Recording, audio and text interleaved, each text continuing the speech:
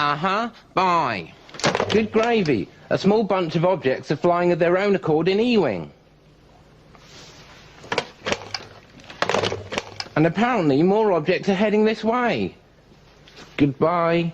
Flying objects? It beggars belief. Greetings, traveller, and welcome to another episode of We Need to Talk About ... Once again, we are your humble hosts, your dream weavers, your middle-aged movie boys, who are smooth like ice, cold to the touch and not very nice, plus YouTubers. And you are about to enter the world of the imagination of Garth Marenghi's Darkplace, in association with Dean Lerner. Indeed, I am the Big Daddy D, David Mabley, and I am slowly turning into broccoli. And I am Luke Murphy, and I am muscular and compact, like corned beef. Oh. So, sit back, dim the lights, or turn them off entirely if you don't have a dimmer, put conventional logic to one side, and enjoy. Well, we say enjoy.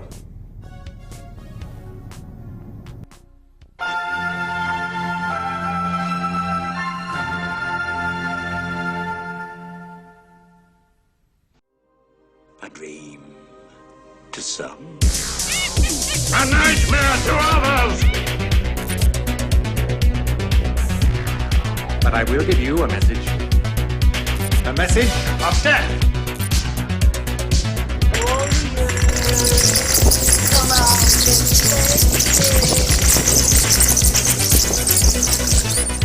Make no attempt to capture them. They must be exterminated. Matron, take them away! Stardust speaks to you. Just leave! Funny, that cat just told me to leave. Hey, how's it going? My name is Chester Wivington IV, and I play the part of David Mabley in the YouTube series We Need to Talk About ... I do that with my very good friend, Rupert. As you can see, when I'm not in the UK doing the show, I'm here in my humble abode here in Morocco. And this is our chance to give you a behind-the-scenes sneaky peeky of what things are like on the show. So I hope you fucking enjoy it. And hello there. I am Rupert Hamilton III, and I play the role of Luke Murphy. Although I have absolutely no idea why, because I'm a classically trained actor. I demand to speak with my agent! For our Halloween specials here on WNTTA, we have usually turned away from the big silver screen and instead discussed something scary on our much smaller television screens.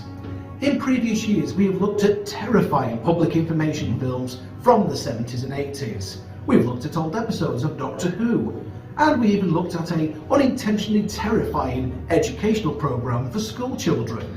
And this year is no different, as we're going to be talking about a television programme, but this is something that is really quite special. A horror spoof television show set within another television show, which works brilliantly for so many varied reasons. Not least of which is that the show has genuinely clever and witty writing, amazing attention to detail, and is a parody of not only B-movie science fiction and horror, but also a number of horror novel authors. The horror parody is a genre that has long been diversive. There are certainly a number of established classics such as Young Frankenstein and Shaun of the Dead, which managed to blend both genres together brilliantly.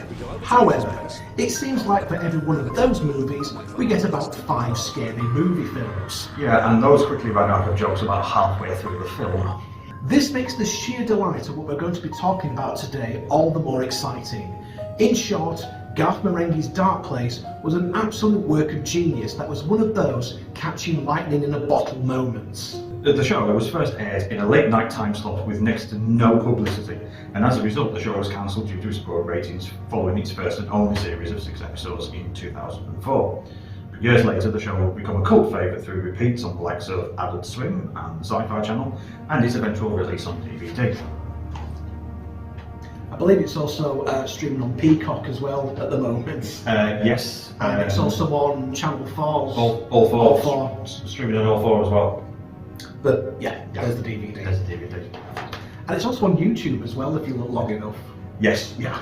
So you've really got no excuse not to watch this. I mean, to be fair, everything's on YouTube if you look long enough. Well, yeah. Let's not go there. No, let's not. But once again, I feel that we are getting a little ahead of ourselves. So before we go on to the television show that became a cult classic, we need to go back to the beginning. And in this case, we mean the Edinburgh Fringe. Originally, the character of Garth Marenghi was created by Matthew Holness and Richard Ayoade. The two friends were both members of the Cambridge Footlights, now a very famous acting society here in the UK. And together they took this character to the Edinburgh Fringe, where they performed in two different shows. Garth Marenghi's Fright Night in the year 2000 and Garth Marenghi's Neverhead the year after. Fright Night would be a rousing success and would be nominated for the Perrier Award. The show would also lead to the Marenghi team being approached by Avalon Entertainment Limited with the intention of bringing the characters to television. Garth and Company would return to the Fringe the following year with Garth Marenghi's Neverhead, which won the Perrier Award that had eluded them the previous year. On an interesting point, both of these Fringe shows were directed by a gentleman called Paul King, who is probably better known these days for directing the two Paddington films. Yes, and also previously he was the director on The Night Bush. Night Bush, yes. Yeah, and another film which is very, very strange but incredibly good called The Bunny and the Bull. The Bunny and the Bull. The Bunny and the Bull. The Bunny and the Bull, yeah. It's Splicey some footage of that one. Yeah, it's a road movie that doesn't actually go anywhere near the road. It all takes place within the confines of somebody's flat. It's really, really funny. It's really, really out there. Reviews of the shows were incredibly positive, with Lynn Gardner of The Guardian describing it as a very slick and very funny spoof. Chortle.com described it as a splendidly over-the-top spoof gore-fest, getting plenty of laughs from hammy overacting, ridiculous plots, and laboriously melodramatic lines.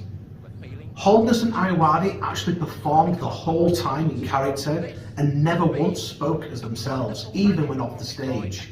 Matthew Holness in particular would point blank refuse to speak out of character. He was Garth Marenghi both on and off the stage, which was incredibly bold considering that the pair of them were relatively unknown at the time. Even when the audience laughed, Marenghi would assume they were doing so out of sheer terror. It's not about money. It's not about money. Is it about money?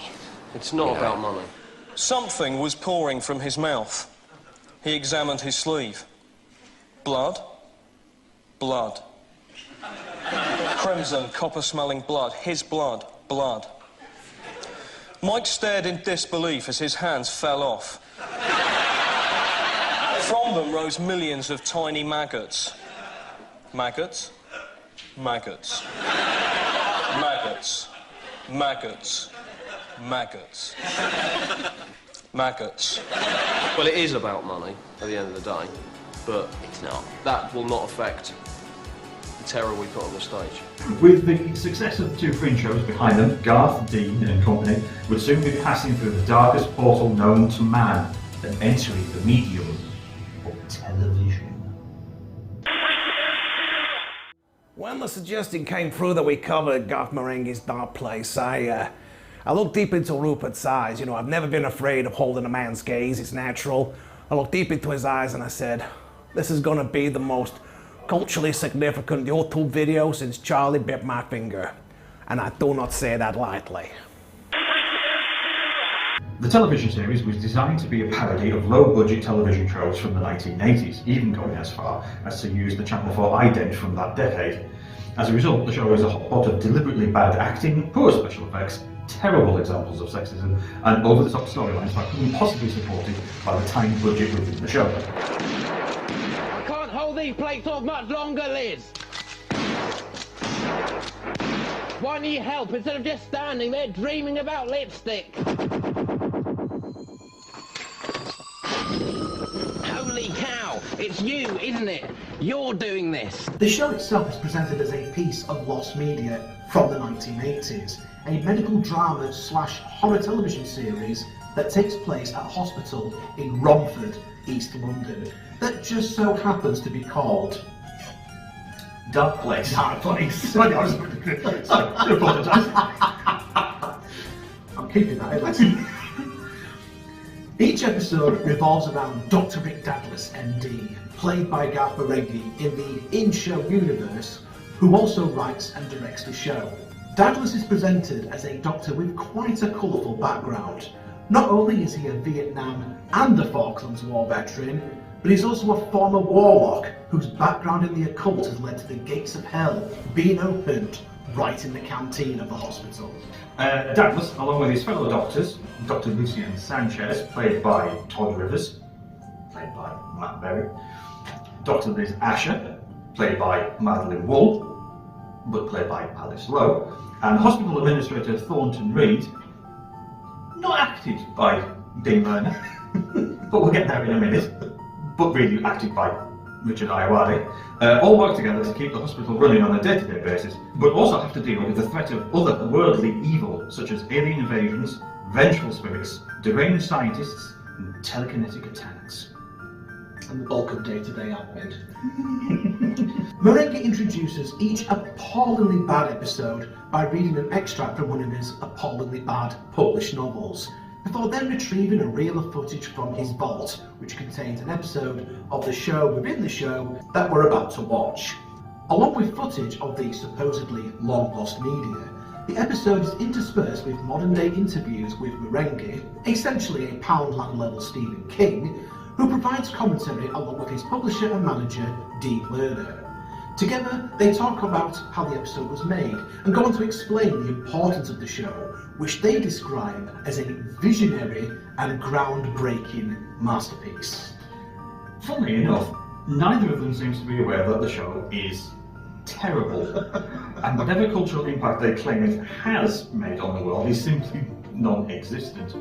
Marenghi claims that the network considered the show to be too wild and too radical for its time, and therefore it was never shown on television in the 80s, apart from a limited run in Peru.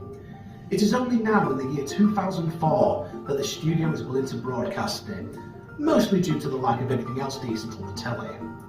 Marenghi is a character that is so full of his own sense of brilliance and self-importance that he doesn't realise how ridiculous and pompous he is. So in short, this programme isn't really the story of a bad, lost and forgotten 80s television show. It's the story of an egotistical hack writer that simply isn't as talented as he thinks he is. Something was pouring from his mouth. He examined his sleeve. Blood? Blood. The sand turned red. This was because she was bleeding on it. He whisked off her shoes and panties in one movement. Maggots. Maggots. Maggots. Maggots. And bits of sick. Scenes where other characters, including priests and very small children, tell Dr. Rick Douglas that he is a genius and a hero, but they're simply just put in there to stoke Marenghi's own massive ego. That's my boss. Gotta go. They work you too hard here. They should pay you a hero's wage. You're a good kid. And you're a great doctor.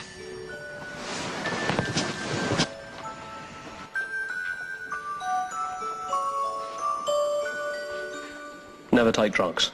And it's this interplay between the two levels, the show itself and the show within the show, that make Darkplace as funny as it is. So the show is about fictional characters that play fictional characters in a fictional television programme. Yes. Got that? Good. See, I originally envisioned them playing the character with my own natural accent, you know, because people love American Gods, you know, can't get enough of it. But when we did some test screenings, we tried it out with the test audience, and apparently British accents scored better in the target demographic. So the decision was made that I should play the character as the British guy, but not just from Britain, but from a little place called Yorkshire. I've never fucking heard of it, but apparently people like the accent. So that was something as an actor I had to try and get the practicalities of, you know. I don't mind him. He's He's a member of staff. He's tending to my needs. Hey, make sure I got plenty of towels out there, you know. You can't get the staff these days, you know what I'm saying? But I did have a bit of help, you know, in trying to get the accent right. I spoke to my good friend, the actor Tom Cruise, and he put me in touch with the same voice coach that helped him perfect his Irish accent when he was doing the film Far, Far and Away, and I'm Joseph Donnelly, of the family Donnelly, that you pushed off our land. it's taken a while, and it has been a challenge as an actor, but I think I pretty much fucking perfected the Yorkshire accent now, so that's all good. And I'm sure that Rupert, as a fellow actor, would agree on that. Has Chester actually ever been to Yorkshire? Dear Lord, that is the worst attempt of a northern accent I have ever heard in my entire life. It is offensive at times. It sounds utterly ridiculous. The show's plot contains a number of similarities to Stephen King's own pretty forgettable miniseries, Kingdom Hospital. But this is surprisingly unintentional, as the shows aired only a few months apart from one another, but it does speak volumes about the series' authenticity. Garth isn't a direct parody of King, but there are a number of similarities. The character of Liz has powers of both telepathy and telekinesis, much like characters in King's own novels such as Carrie, The Dead Zone, The Shining, and numerous others. Dag, it's Liz. She's having a vision. Go away. Didn't mind let you go. Please, be gone. Oh my God, you must go.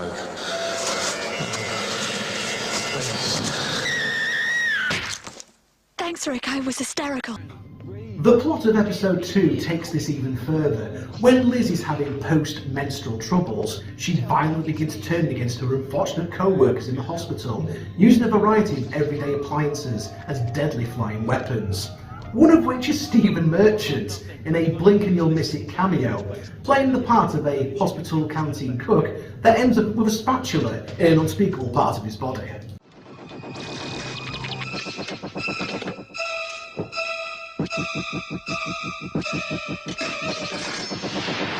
Son of a bitch. The menstrual telekinetic connection obviously caused the mind Carrie, which made the point that the title's character's abilities were related to her coming of age. Not to mention that the appliances turning against their users refers to King's one and only directorial credit, Maximum Overdrive, where cars and machines everywhere began turning against their owners. A film that King would later admit that he used a lot of cocaine throughout the shoot. And you can't say allegedly at that point because King himself did actually did say that. King isn't the only parody of a horror author within the show, as the 5th episode, entitled Scotch Mist, revolves around vengeful Scottish ghosts who arrive in a mist to attack patients and staff of Darkplace. Not only has this been clearly inspired from John Carpenter's The Fog, but the opening music of that episode is incredibly similar to the Halloween theme, which plays whilst we see what looks to be point-of-view shots of someone prowling around the hospital. Yes, just like in Halloween 2. The episode also recalls H.P. Lovecraft's well-known racism, which frequently factored into his own writing, as Garth's biases against the Scottish is on display throughout the whole episode. At one point, Garth, who claims he wrote this to heal Britain, even says sometimes you have to actually be a bigot to bring down bigger bigots. This certainly isn't the first time that Marenghi's own biasness comes through frequently in the show, especially in the way that the character of Liz is written. She's frequently scripted as being irrational and emotional, unable to control herself the way the male doctors do. She also practically worships both Garth's character, Rick, and Garth himself, which exists in the show within the show's universe as a horror writer. The 3rd episode, called Skipper the Eye Child, is equally misogynistic in its own way. It revolves around Marenghi's genuine desire to father a son, which is made clear in the interview segment when he specifies that he has 4 daughters, and that he feels they're not on his side. It also hints at his desperation. In the episode, the character of Rick had a son who was half a grasshopper, generally one of the weirdest and creepiest things in the series. But after his death, he only finds happiness when he begins fathering a giant eye child, making it his own surrogate son in the process. With the possible exception of his unseen wife, Pam, who apparently does most of his admin, Marenghi clearly doesn't understand, or indeed trust women. This comes through into his writing, emphasising the way that horror writers, including Lovecraft and King, end up inserting themselves into their own stories, bringing their own hang-ups with them in the process. Garth makes this more literal by actually writing, directing, producing and starring in his own television show where he is the main character and playing a version of himself that he would like to be. Marenghi has written Douglas to be the ultimate Mary Sue. He is brilliant at everything. He's an amazing doctor. He's a master of the occult. Women love him. Men want to be him. He tells great jokes and makes everyone laugh. And he can always outfight everyone. And he's always right about everything. I don't know how, Rick, but you were right. But he also does it in more subtle ways as well. He writes female characters who he doesn't believe are capable of much. He doesn't even trust his own audience either, exemplified in one episode when he says that it's better that the audience won't have to think for themselves, which is probably safer. He tries to speak up and highlight sexism in the workplace and what a terrible thing it is, but then ruins his own message entirely when his own personal ideas and beliefs on sexism come through to muddy the waters, showing that his attitude towards women are just as outdated as the show's special effects. I'd have to try and change. Tomorrow I'd tell her she'd lost weight, or that her hair looked nice, whichever seemed more plausible.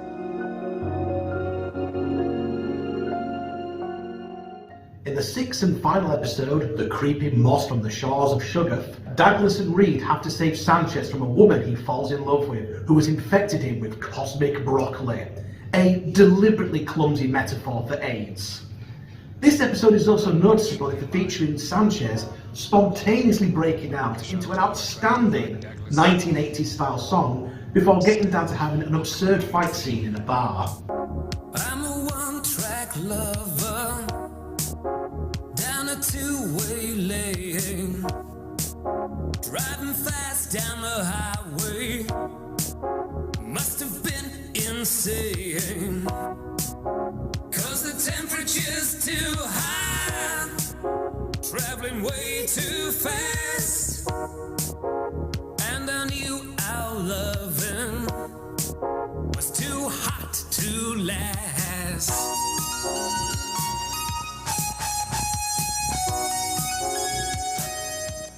Garth is amongst the world's most unsubtle writers, which is emphasised in episode 4 that he knows writers who use subtext and they're cowards, which seems like his mission statement.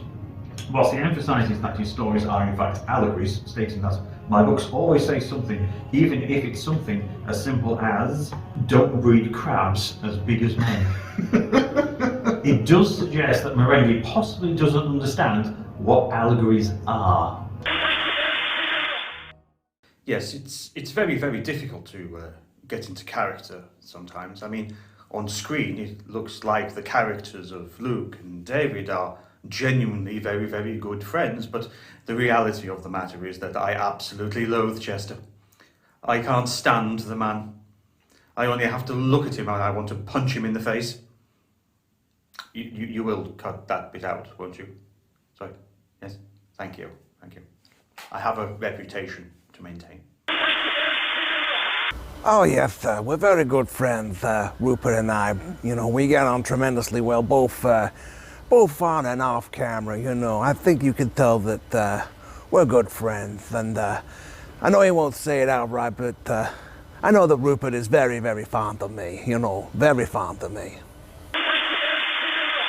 In addition to featuring a neurotic writer that speaks volumes about how his novels function as an extension of his own fears and anxieties, there is also another character in the show that is even more dark and disturbing, and that character is Garth's own publisher and agent, Mr. Dean Lerner. I punched one of the child actors who was working on set because they were rude about Garth's writing. I had a cat once, I dropped a sofa on it, it was a write-off, so I stood on its head. Whether he's casually talking about killing a cat or punching a child actor, it's clear that there's more to him than he likes to let on. And when it's revealed that the actress that played Liz is now missing, presumed dead, it is hinted that Lerner might have had something to do with her disappearance. I mean, the show within the show is similarly authentic and well crafted, or rather poorly crafted, but it's poorly crafted in a way that seems authentic. It's not easy to make something intentionally bad, so the level of detail that has gone into this is nothing short of incredible. The acting is deliberately extremely wooden. The lines are frequently read with little to no inflection, like in the case of Dean Lerner's awkward performance as Thornton Reed. Props must go to Richard Ayoade for being able to play a character who is playing a character that can't act in such a brilliant and convincing way. Lerner's portrayal of Reed has him awkwardly staring into the camera and trying to power his way through the lines. Listen up, ladies, we've got a situation. A little lass has just cracked her nut, and if she croaks, my arse is grass. And if Dean Lerner is reading his lines with little to no inflection, then we have characters using the wrong inflection entirely, such as the strange Clint Eastwood-esque raspy voice that Garth often speaks in as Rick Douglas. I've got a best buddy, Sanch, but some shit sticks no matter how hard you scrape. I mean, other times it looks like the show are trying to fix certain problems in post-production with awkwardly dubbed on additional lines of dialogue to try and explain the plot. Could you give us a detailed explanation as to why all this happened? He was once a scientist who specialised in human evolution and had worked hard on it for many years. At some stage during his research, he discovered he was able to access mankind's atavistic tendencies and harness them for his own malevolent schemes. This might also explain why the character of Lucien Sanchez seems to have a voice that is slightly out of sync with the other characters at times, and seems to be of a slightly deeper baritone than the others, as if it was recorded in a separate room afterwards. Yeah, it definitely has been. Just look at the first line he says. I'm Dr. Sanchez. You're a woman. Yes, I hope that's not a problem. Not at all. There's plenty of scare on the wall. This is the 20th century after all, though some don't like to admit it. Welcome to Darkplace, Liz. But just look at the way it's done. It's really, really good, and it's not that somebody else has sort of dubbed it. It is Matt Berry still doing it, but it's like, right, they did it here, but we'll do it in post, and it'll sound a little bit better if we do it this way. So it just works. But that's it. It's just slightly out of sync, only just slightly subtly out of sync, and his voice is like, I mean, Matt Berry's got a deep voice anyway. Yes, he does. Yeah. But it seems like when they sort of recorded his voice again in post-production, they did it in a room that guaranteed it would be sort of deeper and more raised. It would be really, really interesting if actually we go down an even bigger rabbit hole. That, you know, Lucien Sanchez's sort of original performance was not up to snuff.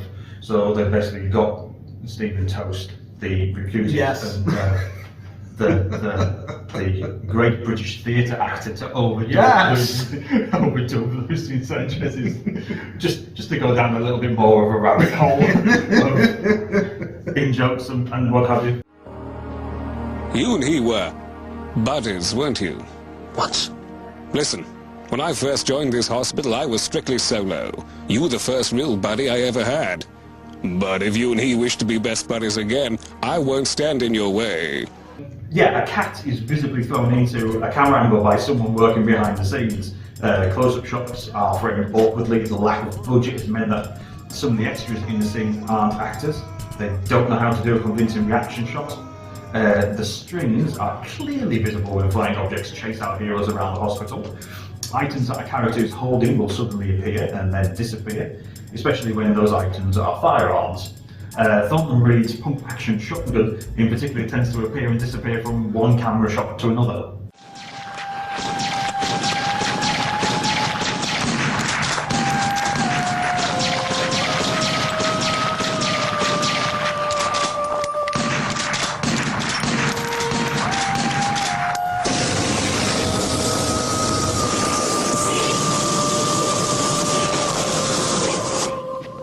Well, that'll stop him.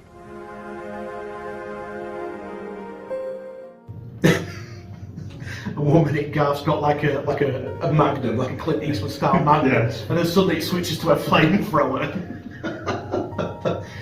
Meanwhile, it keeps cutting to Dean Lerner.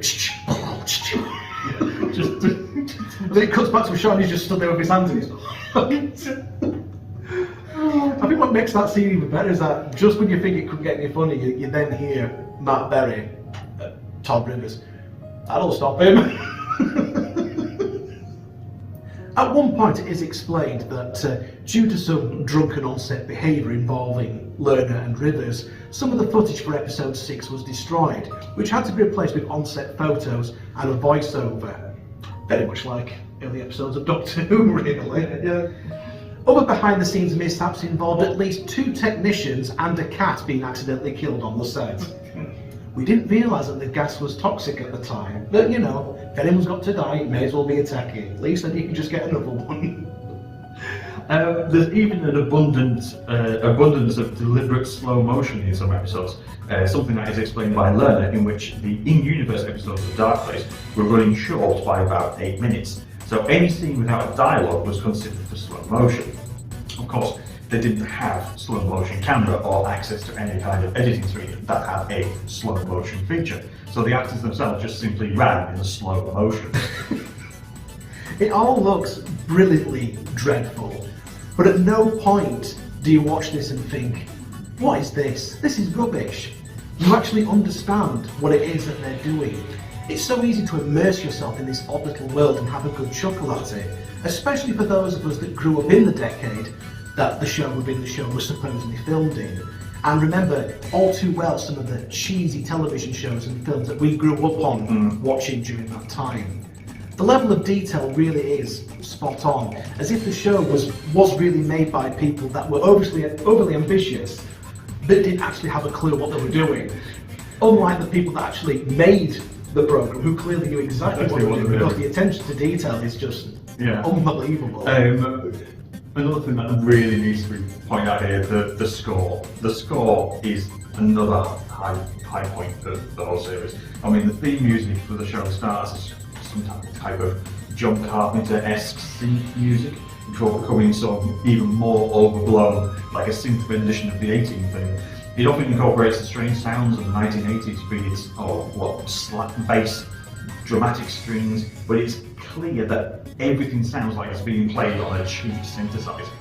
Someone got a Yamaha keyboard. Yeah, someone got a Yamaha keyboard. Absolutely. I mean, Stig Bassett, who did the original score for Darkplace, absolutely brilliant. Just get his other work. He's, Stig Bassett. Based on melodies, originally whistled by Garth Marenghi. The show never forsakes the tropes of its era either. Several episodes both revolve around plots that incorporate body horror, a genre which arguably saw its golden age during the 80s, with people either giving birth to an eye child, transforming into broccoli, or regressing into apes as the result of dirty water. Which is not only a reference to Planet of the Apes, but the contaminated water itself is a shade of green very similar to that of Reanimator. Yes. With Dr. Herbert West. Which then leads on to perhaps the greatest high-speed chase on pedal bikes ever committed to screen. Oeuvre!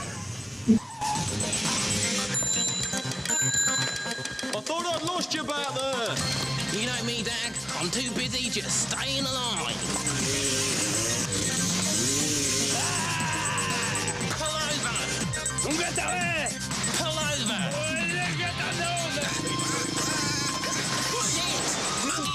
The plots of Garth books that he reads out at the start of each episode also recall the trashy paperbacks from the era. For example, Afterbirth revolves around a mutated placenta attacking Bristol, which obviously has shades of Rosemary's Baby and It's Alive. And who can forget Garth's novel Black Fang, a dark tone that asks us the question, what if a rat could drive a bus? And then take over and eat Parliament. Very similar to ones that you would sort of see in like the Skull Playground, like the Crabs series by Guy and Smith, which, funnily enough, one of those was later adapted and was intended to be like the third Doctor Who movie. Oh yes. Where you had John Pertwee's Doctor and a younger version of the Doctor played by Hugh Grant fighting off killer crabs. Yes. And the story for that was originally taken and adapted from one of the Crabs novels by Guy and Smith. So yeah, there's a lot of trashy paperbacks like that you'd see in the library and going around schools and what have you. And Garth's very much a parody of those type of authors. The universe of the show within the show may be absurd, but it is a consistent universe, and it's consistent with the way Garth seems to view the world, and fiction by extension. It's part of why Matthew Holness's own film debut, Possum, also succeeded. He paid attention to the details of his main character, he took seriously their perspectives and the world that they lived in for vastly different ends, but it also shows that horror and comedy rely often on the author's ability to make an authentic world that the characters can play in. So if the world is authentic, then the desired effect can be more easily achieved, and few horror parodies illustrate that, as well as Garth Marenghi's Darkplace. The last episode is genuinely a sad one, as Sanchez not only loses the love of his life, but also his best friend as well. And no, I don't mean Douglas. But it's also sad for the viewer because we are essentially saying goodbye to some wonderful characters that we'll never see again. 6 episodes just simply aren't enough. We want to see more of Darkplace and this strange, wonderful world that Holness and Marenghi and Lerner have introduced to us. Sadly, the show never got a second series due to its poor ratings, so these 6 episodes were all that we got. However, it later developed into a cultist on DVD, and even today fans are discovering the show thanks to word of mouth, and with the show being available on streaming services. And it is a pretty meta bit of filmmaking anyway, so the fact that the show got cancelled actually quite fits in quite nicely that the show within the show was cancelled. Yes. And this show was cancelled. So it kind of sort of fits in with the whole meta universe that they're doing. Again, falling down a very, very long rabbit hole of in-universe meta fiction and jokes and stuff like that. Of course, the in-universe explanation as to why there are no more episodes was because police had come to investigate Lerner's mansion and he had to get rid of certain articles pretty sharpish. Another reason was because Garth had accidentally taped over some of the footage with an episode of The Liver Birds. Which, to be fair, it's The Liver Birds, that was groundbreaking at the time. Are you asking? I'm asking. Marenghi and Lerner would appear again as characters in the fictional show called Man to Man with Dean Lerner. But if you really want to see these characters at their absolute best, then you really do need to venture into the original Darkplace. Speaking of Man to Man with Dean Lerner, there's a bit where Garth Marenghi introduces that you can buy all of his books together in one book. But essentially, it's a book that's so big it's pretty much impossible to read. And you think something like that would never exist in real life. Oh, you think so? Until recently, where the One Piece manga series basically has recently been released in a massive book which contains every single volume of the series, and it essentially looks exactly the same as Garth Marenghi's book, and it is impossible to read. Absolutely. So, I do hope that you've enjoyed our little venture into the original Darkplace, and if you take anything away from this show, just remember that if you're confronted by angry Scottish ghosts, offer them a piece of shortbread. It really does work. You again, you bastard.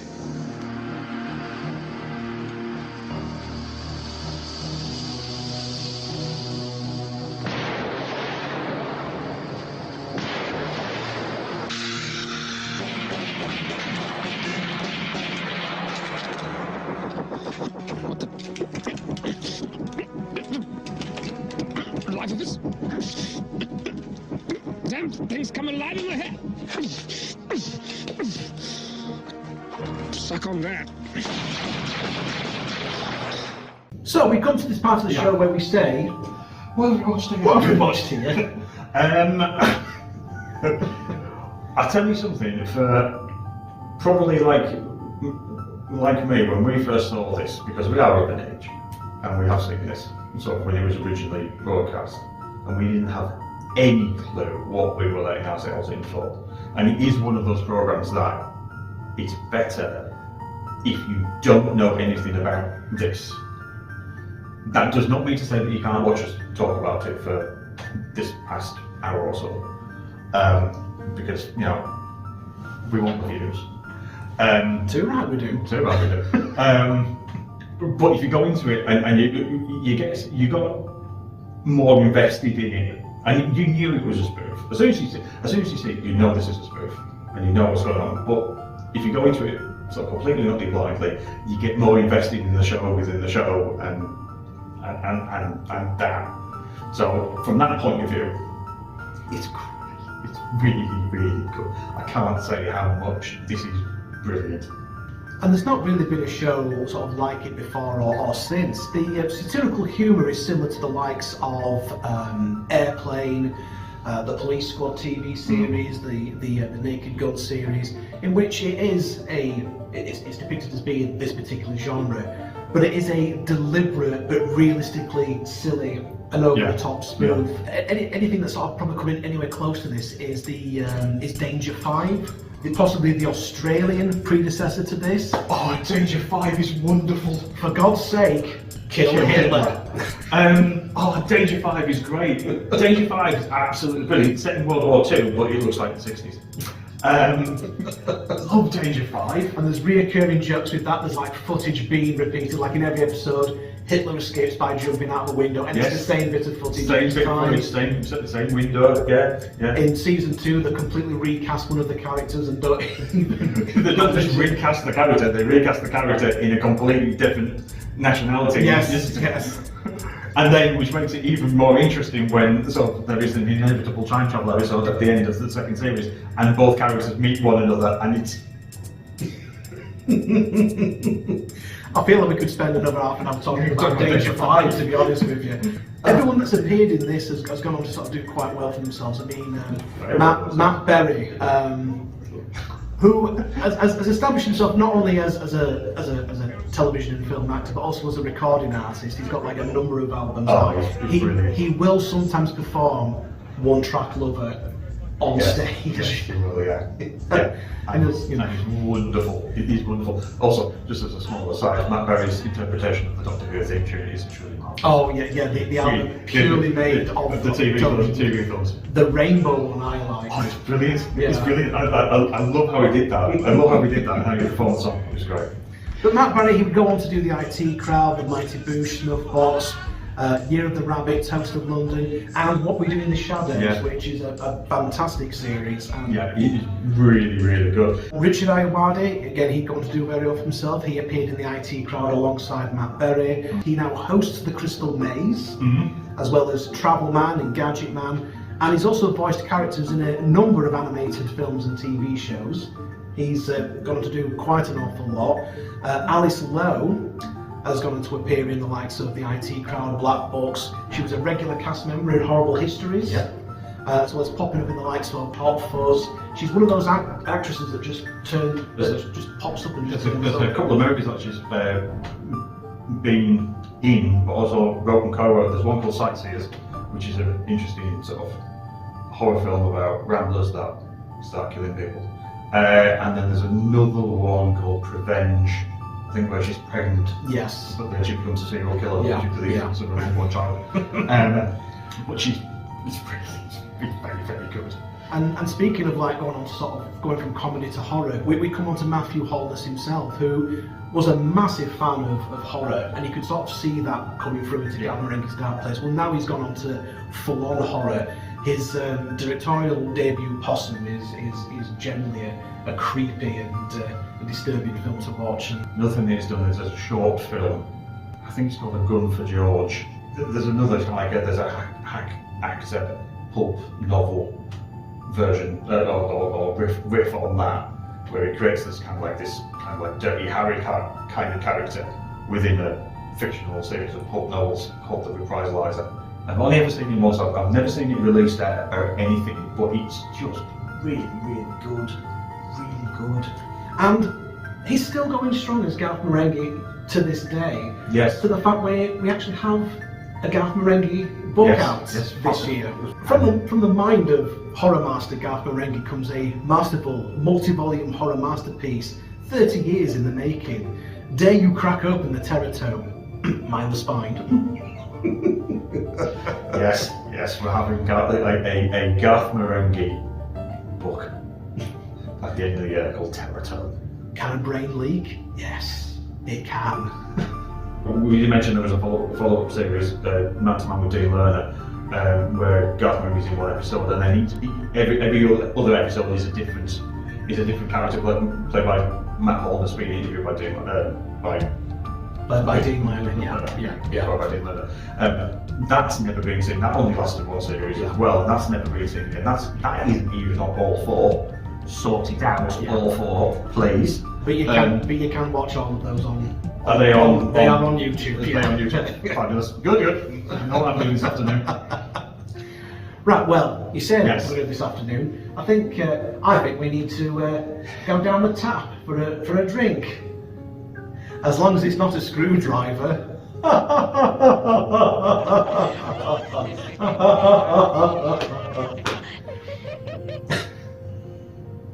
go. Oh, yeah. I can't believe the temp's dead.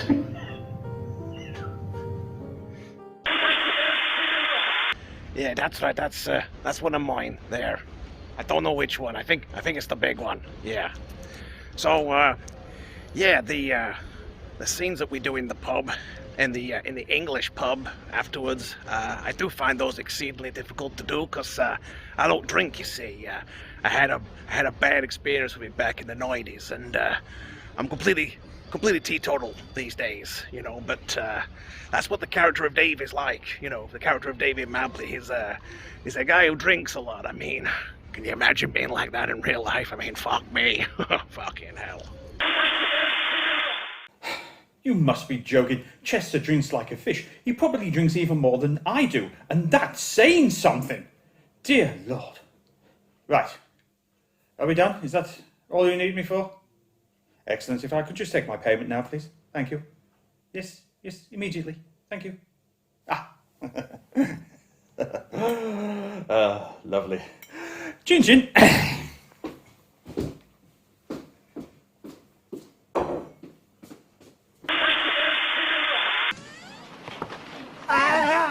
Larry?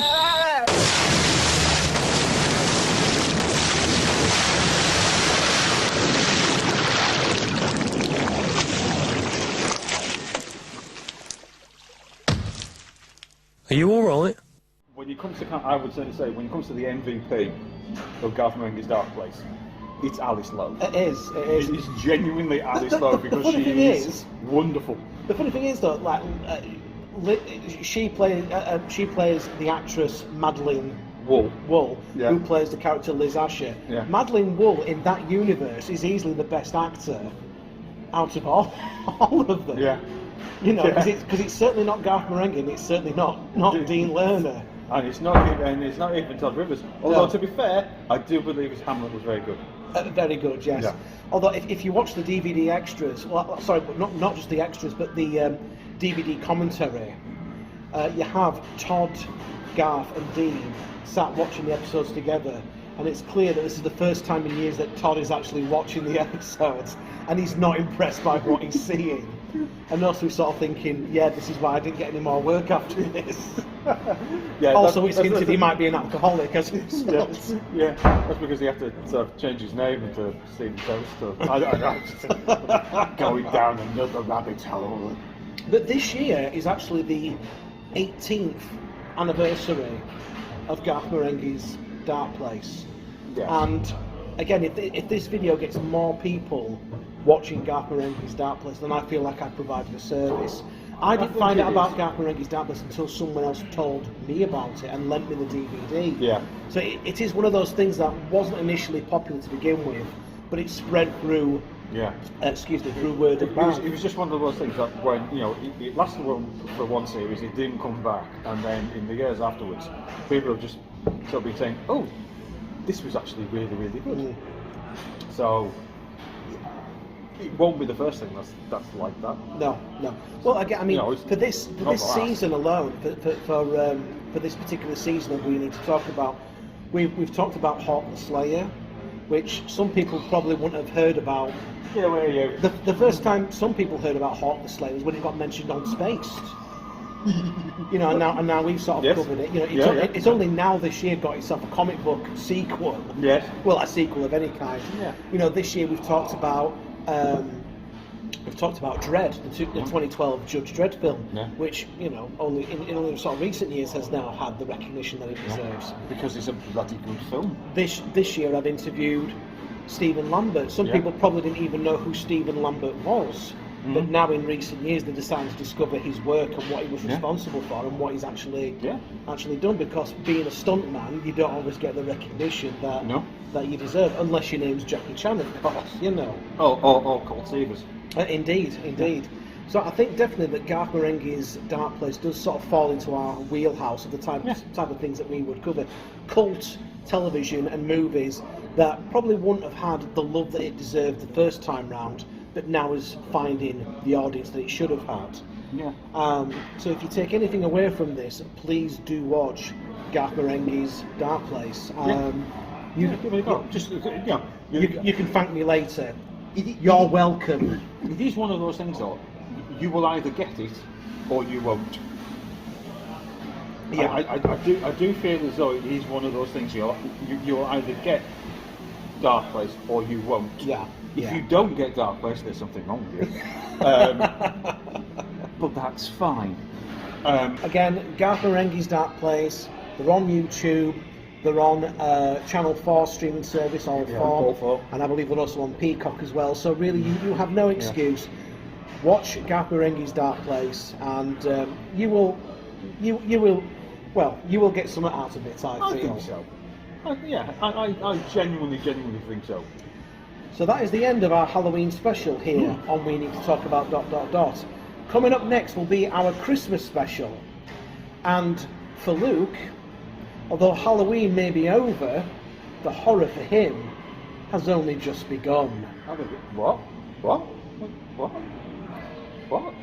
Because finally, I managed to track down a DVD copy of a certain film that Luke has said for a while that we're not going to cover.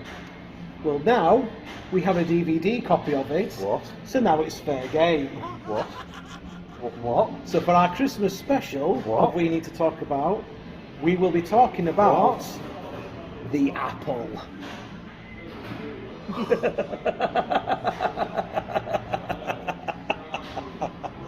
Do you want to get something a bit stronger? You mother!